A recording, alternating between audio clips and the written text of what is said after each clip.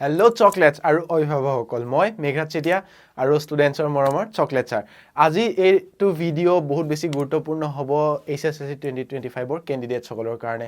গতিকে এই ভিডিঅ'ত বহুত কিটা পইণ্ট উত্থাপন কৰা হ'ব যিকিটা পইণ্ট নাজানিলে বা যিকিটাৰ এনসাৰ নাজানিলে হয়তো তোমাৰ এক্সামত যদি ষ্টুডেন্টৰ যিসকলে মেট্ৰিক দিব তেওঁলোকৰ এক্সামত বহুত কিটা খুঁত থাকি যাব গতিকে এই ভিডিঅ'টো শেষলৈকে চাব স্কিপ নকৰাকে যাতে গোটেই বস্তুকিটা বুজি পায় আৰু নিজৰ 100% দি এক্সামত এপিয়াৰ হ'ব পাৰে ঠিক আছে গতিকে প্ৰথম কোৱেশ্চনটো আজি যোনটো থাম্বনেইলত চাগে দেখিছিলে কেনেকৈ সিলেবাস সম্পূৰ্ণ কৰিব পাৰি সেকেন্ড কোৱেশ্চন কেনেকৈ ৰিভিজন সম্পূৰ্ণ কৰিব পাৰি বা আৰু সবচে গুৰুত্বপূৰ্ণ এইবাৰ এক্সাম টান আহিব নেকি গতিকে এইখিনিলে সোমোৱাৰ আগত এটা কথা মোক অনেষ্টলি তুমি কোৱাচোন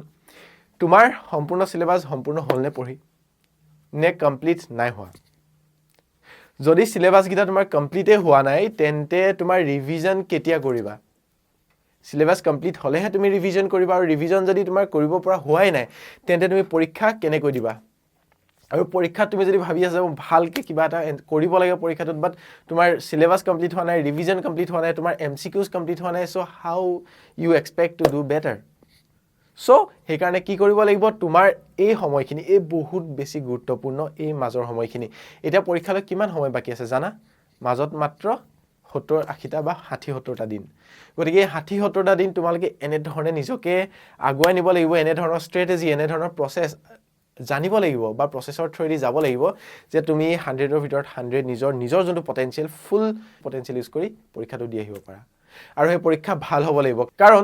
এটা যদি তুমি চোৱা তুমি পৰীক্ষাত গৈ পিনে তোমাৰ কনসেপ্ট ক্লিয়াৰ হোৱা নাই তোমাৰ ৰিভিজন কমপ্লিট হোৱা নাই তোমাৰ সিলেবাস কমপ্লিট হোৱা নাই গৈ পিনে তুমি কান্দিব লাগিব পৰীক্ষাখন দেখি যেতিয়া দেখিবা যে তুমি এটাও নাজানা কি হ'ব তোমাৰ এতিয়া সাগে সেই কাৰণে তোমাৰ এইবোৰ কথা শুনিয়ে ভয় লাগিছে ৰাইট বহুতে এতিয়াও ভয় খাই আছে বহুতে এতিয়াও ভাবি আছে যে মই পৰীক্ষা নিদিও নেকি বহুতে এতিয়াও ভাবি আছে মই ফেল কৰিম কিন্তু হেতু সম্পূৰ্ণৰূপে মানে কি ভুল চিন্তাধাৰা যে তোমাৰ ভয় একচুয়ালি তেতিয়ালৈকে থাকিব তোমাৰ কনফিডেন্স তেতিয়ালৈকে নাথাকে যেতিয়ালৈকে তোমাৰ প্ৰিপাৰেচন ভাল নহয় একবাৰ তোমাৰ প্ৰিপাৰেচন ভাল হৈ যাওক একবাৰ তুমি বিচৰা মতে পঢ়িব পৰা হৈ গলা একবাৰ মতে তুমি কোৱেশ্চনত তুমি টেষ্ট মক টেষ্ট তুমি 100 ভিতৰত তুমি 60-70 পাব পৰা হৈ গলা 80-90 পাব পৰা হৈ গলা তোমাৰ কনফিডেন্স এনেই আহি যাব আৰু তাৰ কাৰণে কি কৰিব লাগিব এই গুটে বস্তুখিনিৰ কাৰণে তোমালোকৰ বাবে আমি শাৰ্পি টিমে কি কৰি জানা এই তোমালোকে যোনখিনি প্ৰবলেম ফেস কৰি আছা তোমালোকৰ টেনচন হৈ আছে সিলেবাস কমপ্লিট হোৱা নাই ৰিভিজন কমপ্লিট হোৱা নাই এই 60 দিনত কেনেকৈ পঢ়িব লাগে নাজানা এই সম্পূৰ্ণ গুটে বস্তুখিনি একগুট কৰি এই গুটে বস্তুখিনি তোমালোকক প্ৰভাইড কৰিবলে আমি শাৰ্পিয়ে গুটে টিমে কষ্ট কৰি তোমালোকলৈ লৈ আহিছো আমি ক্ৰেশ কোৰ্স এটা 60 ডেজ ক্ৰেশ কোৰ্স SSLC 2025 ৰ বাবে আৰু এই ক্ৰেশ কোৰ্স সবচে গুৰুত্বপূৰ্ণ কথা যে এই ক্ৰেশ কোৰ্সটো ষ্টাৰ্ট হ'বলৈ গৈ আছে 20 নৱেম্বৰৰ পৰা আৰু এই ক্ৰেশ কোৰ্সত থাকিব তোমালোকৰ ফুল সিলেবাস কমপ্লিট তোমালোকৰ প্ৰথম চেপ্টাৰ প্ৰত্যেকটো সাবজেক্টৰ যোনটো English grammar English text book social science general mathematics general science এই পাঁচটা সাবজেক্ট অসমীয়া মিডিয়ামৰ এই পাঁচটা সাবজেক্ট তোমাৰ প্ৰত্যেকটো চেপ্টাৰ 1 ৰ পৰা চেপ্টাৰ লাষ্ট যিমান থাকে সেই গুটে চেপ্টাৰ গিটা একৰ পৰা শেষলৈকে তোমালোকৰ এটা চেপ্টাৰ আমি কি কৰিম তোমালোকক কভাৰ কৰিম নতুনকৈ সিলেবাস কমপ্লিট কৰাম ৰিভিজন কৰাম সিলেবাস কমপ্লিট কৰাই নহয় আমি গুটে চেপ্টাৰ গিটা ৰিভিজন কৰাম তোমাৰ ৰিভিজন কৰোৱাও নহয় অকল তাতে ৰখি নিদিও আমি তোমালোকক MCQs দিম এতিয়া সব তোমালোকে জানা যে এবাৰ পৰীক্ষাত কিমান 45 মাৰ্কস MCQs আহিব সো 45 মাৰ্কস MCQ ৰ ভিতৰত তোমালোকে কিমান প্ৰিপেয়াৰ হলা জানানে কিমান MCQ কেনে ধৰণৰ আহিব কাৰণ কমপ্লিটলি এটো নিউ প্যাটাৰ্ন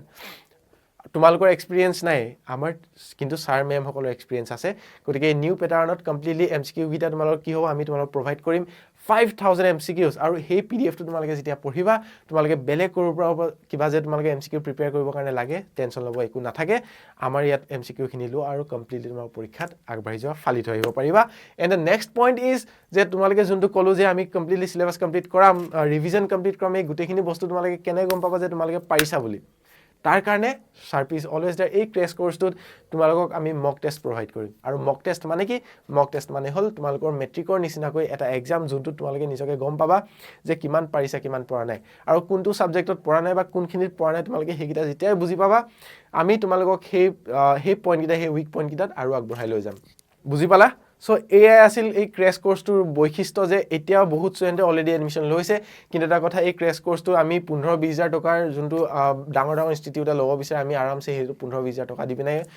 ৰাখি দিব পাৰোঁ য'ত আমি পইচা বহুত ঘটিব পাৰিম কিন্তু আমি সেইটো বিচৰা নাই আমি মাত্ৰ 499 rupees এই কোৰ্সটোত ৰাখিছোঁ যাতে তোমালোক সকলোৱে এডমিশ্যন ল'ব পৰা যিসকলে ইচ্ছুক তোমালোকে যাৰ মন আছে যে মই পৰীক্ষাত ভাল কিবা এটা কৰোঁ তেওঁলোকৰ বাবে 499 rupees এই ক্ৰেশ কোৰ্সটো আমি উপলব্ধ কৰি ৰাখিছোঁ আৰু এটা কথা মন ৰাখিবা তোমালোকে 20 নৱেম্বৰ লাষ্ট ডেট তাতকৈ দূৰত তাতকৈ পাছলে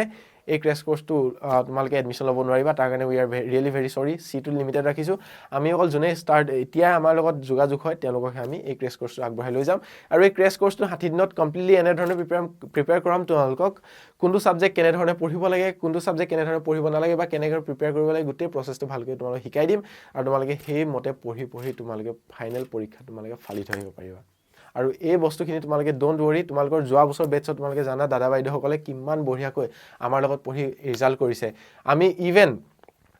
90 to 80-90% লৈকে কমন আমি প্ৰত্যেকটো সাবজেক্টত পেলাইছিলোঁ তোমালোকে যদি জানা আৰু এই বছৰ তোমালোকে কমন পাবে এই ক্ৰেশ কোৰ্সটো কৰি পিনে গতিকে সকলোখিনি আমি বস্তু তোমালোকক দিম জাস্ট এবাৰ তোমালোকে আহা আৰু যোনটো কৈছিলোঁ সিলেবাস কেনেকৈ সম্পূৰ্ণ কৰিবা তাৰ এনসাৰটো এইটোৱে যে এই ক্ৰেশ কোৰ্সটো এডমিশ্যন লোৱা আৰু তোমালোকৰ সিলেবাস আমি কমপ্লিট কৰাম তোমালোকে কষ্ট কৰিব নালাগে আমি তোমালোকৰ হৈ কষ্ট কৰিম কিন্তু তোমালোকে এটাত কষ্ট কৰিব লাগিব যে তোমালোকে পঢ়িব লাগিব ঠিকছে অলপ আগ্ৰহ দি এই লাষ্ট টাইম জোশ দিখানা হে আভি एग्जाम को फोड़ना है राइट सो नेक्स्ट क्वेश्चन जो आसले जे रिविजन हल ने जानो तुम्हारे जो क्रेश कोर्स सिलेबास तो कमप्लीट होना रिविजन केने कमप्लीट हबो किंतु आमी तुम्हारे रिविजन कमप्लीट कराम आमी तुम्हारे गुटे बस्तुबोर हांगुरी आनी तुम्हालोকক एने धरणे तयार करिम जाते तुम्हालोके परीक्षात गय जोंतु কৈছো न हाहि हाहि उলাই আহিব পাৰা ঠিক আছে আৰু লাষ্ট जोंतु परीक्षा टान हबो नेকি যাৰ কাৰণে তোমালোকৰ টেনশন হৈছে ডিপ্ৰেছন হৈছে ভাত খাও পোৱা নাই টোপনি ধৰিছে তোমালোকৰ কি মাথা বিষাইছে এইবোৰ সব এটা কোৱেশ্চনৰ এনসাৰ তোমালোকৰ প্ৰিপাৰেচন কমপ্লিট হোৱা নাই যদি তোমালোকৰ প্ৰিপাৰেচন ভালকে হয় না তোমালোকৰ ভয় থাকিব না তোমালোকৰ ডাউট থাকিব না তোমালোকৰ মাথা বিষাব না তোমালোকৰ টোপনি ধৰিব না তোমালোকৰ কনফিডেন্স নাইকিয়া হ'ব বা তোমালোকে পৰীক্ষা দিও নিদিও বা ডিপ্ৰেছনত যাবলগীয়া হ'ব যেতিয়া তোমালোকৰ প্ৰিপাৰেচন ভাল হ'ব তোমালোকৰ বাকি XYZ প্ৰবলেম এনেই সলভ হৈ গুচি যাব আৰু সেই প্ৰবলেম কোনে সলভ কৰিব SHARPY ক্ৰেশ কোৰ্স SHARPY যোনটো 60 days ক্ৰেশ কোৰ্স এতিয়াই কৈছো তাৰ নাম্বাৰ গিটা তোমালোকে ফ্ৰন্টত দেখিবাই ডেসক্ৰিপচনত লিংক দিয়া আছে প্ৰথম যোনটো লিংক আছে সেই লিংকটোতে কেনেকৈ এডমিশন নিজে লব পাৰিবা হেতু দিয়া আছে তাৰ তলতে নাম্বাৰ 4টা দিয়া আছে 4টা নাম্বাৰত ফোন কৰা মেসেজ কৰা WhatsAppত মেসেজ কৰা ফোন কৰা এডমিশন লব লাগে QR কোডটো দিয়ক তাত পেমেন্ট কৰা তোমালোকৰ এডমিশন কমপ্লিট হৈ যাব আৰু ক্ৰেশ কোৰ্সটো ষ্টাৰ্ট কৰা কমপ্লিট গাইডেন্স আমি দিম তোমালোকৰ যি লাগে সব আমি দিম তোমালোকে জাস্ট পৰীক্ষা ভাল কৰা ঠিক আছে সো এই ভিডিওটো গুটে বস্তু কিটা গম পালা পৰীক্ষা টান কৰা টান হয় নে নহয় এটো এটা তোমালোকৰ জাস্ট পাৰ্সপেক্টিভ পৰীক্ষা ভাল হ'ব যদি তোমালোকৰ প্ৰিপাৰেচন ভাল হয় তো we are always with you thank U